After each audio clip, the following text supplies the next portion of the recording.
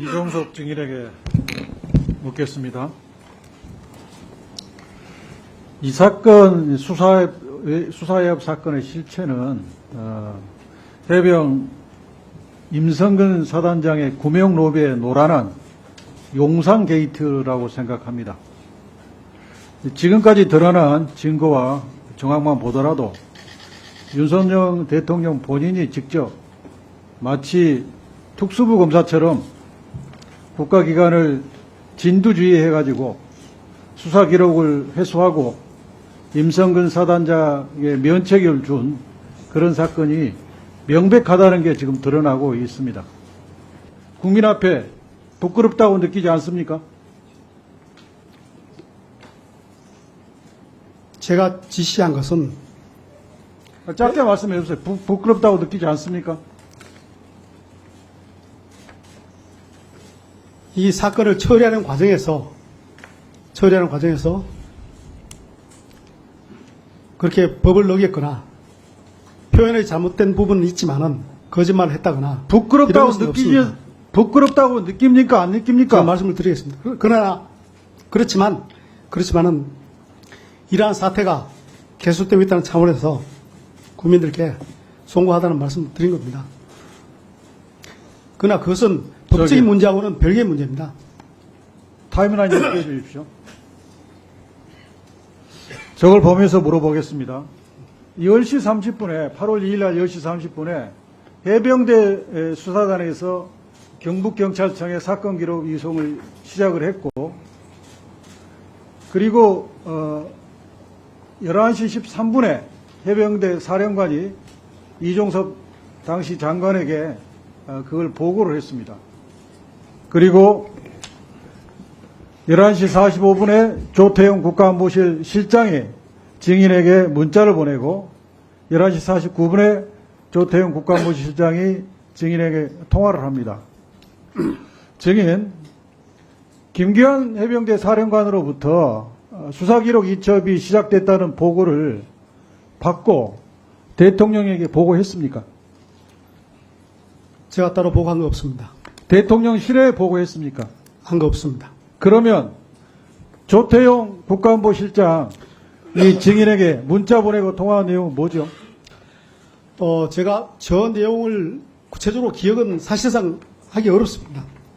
기억은 잘 안 나고, 그러나 말씀드릴 수 있는 것은 해병대 사령관으로부터 보고를 받고 그 이후에 후속되는 장관의 지시, 이것은 장관이 판단하고 국방부 검찰단장과 그리고 해병대 사령관과 대화에서 결정된 겁니다. 네, 보고하지 않았다는 거죠? 예, 그렇습니다. 보고한 거 다음 없습니다. 화면 좀 띄워주세요.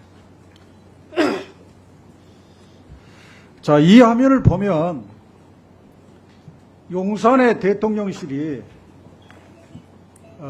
이 기록 회수에 매우 적극적으로 움직였다는 사실을 알 수 있습니다. 12시 7분에 윤석열 대통령이 개인의 휴대전화로 증인에게 첫 번째 통화를 하는데 4분 5초간 통화를 합니다.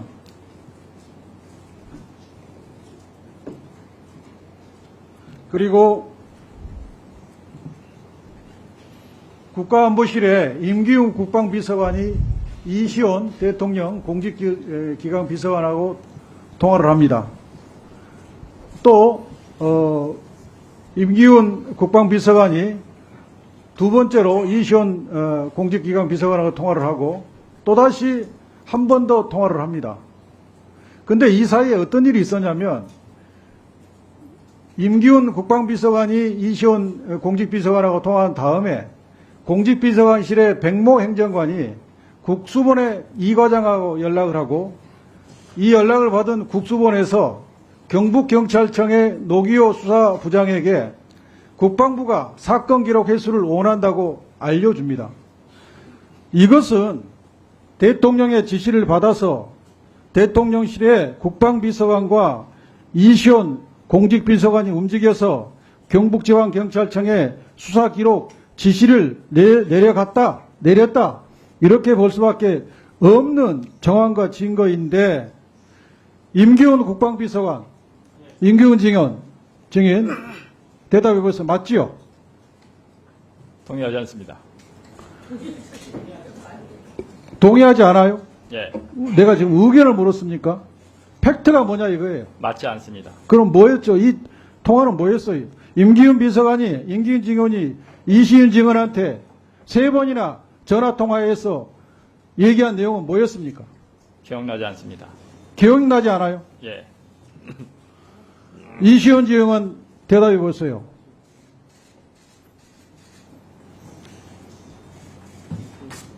저는 지금 그 특검법안의 수사 대상이 되는 사안과 관련해서 이미 고발이 되어서 현재 공수처가 한창 수사 중에 있습니다. 대답을 사장 못하겠다. 고려할 때, 네, 의원님의 질의에 답변드리지 못함을 양해해 주시기 바랍니다. 자, 이종섭 증인, 예, 대통령으로부터 어떤 전화를 받은 겁니까? 국방부 장관과 대통령 간의 대화 내용을 일일이 밝히는 것은 적절하지 않다고 생각하고요. 이 화면과 관련해서 제가 말씀드릴 수 있는 것은, 제가 국방부 검찰단장에게, 이런 행위가 해당되는 자, 대통령하고 통화한 내용을 밝힐 수 없으니까 됐습니다. 그 자, 전에 이수영 증인한테 묻겠습니다. 그 공직비서관실에서 국수본에 지시를 할 수 있는 지시권을 가지고 있습니까? 그 부분과 관련해서도 말씀드린 바와 같이 제 수사 중인 사안과 관련해서 직간접적으로 관련성이 있을 수 있어서 답변드리기 결국 지휘권이 없음에도 불구하고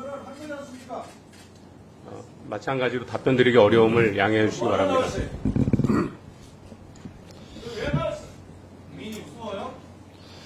자,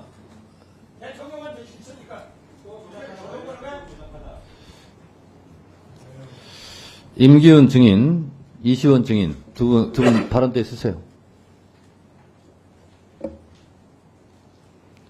자, 국민들께서 청문회 그러면 항상 증인석의 답변이 기억나지 않습니다. 수사 중이므로 말씀드릴 수 없습니다. 라는 것에 실증이 나 있어요. 임기훈 증인, 예,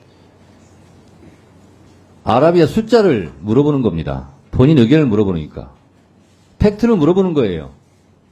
거기에 감정과 의견과 주장이 끼어들 수 없습니다.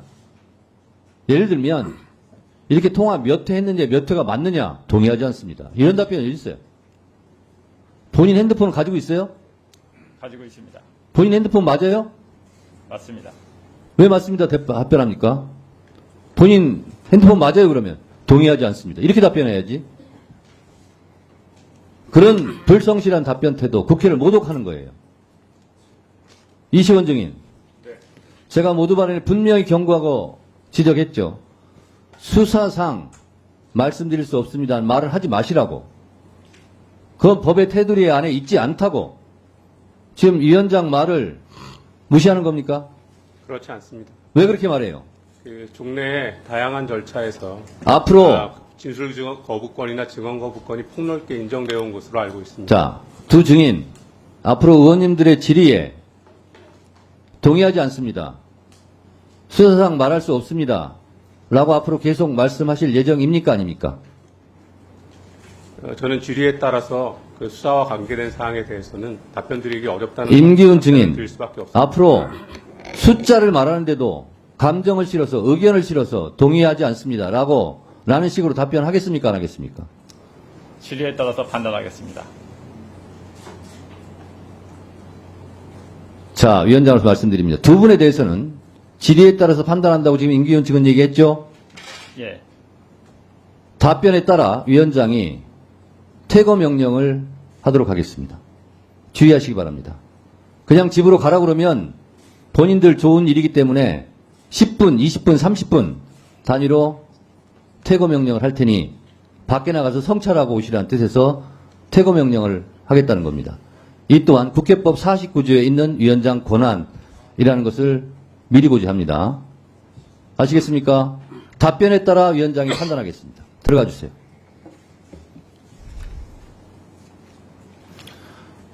수사상 말씀드릴 수 없습니다. 저 동문서답식으로 동의할 수 없습니다. 이런 발언은 회의를 진행하기 어렵습니다. 그렇게 되면 진실을 밝히는데도 거대한 장벽이 되고, 그래서 위원장으로서는 이 회의장에 질서를 유지하고 의사를 정리하고 사무를 관할할 권한이 있기 때문에 그렇게 할 수밖에 없다는 점을 미리 말씀드립니다.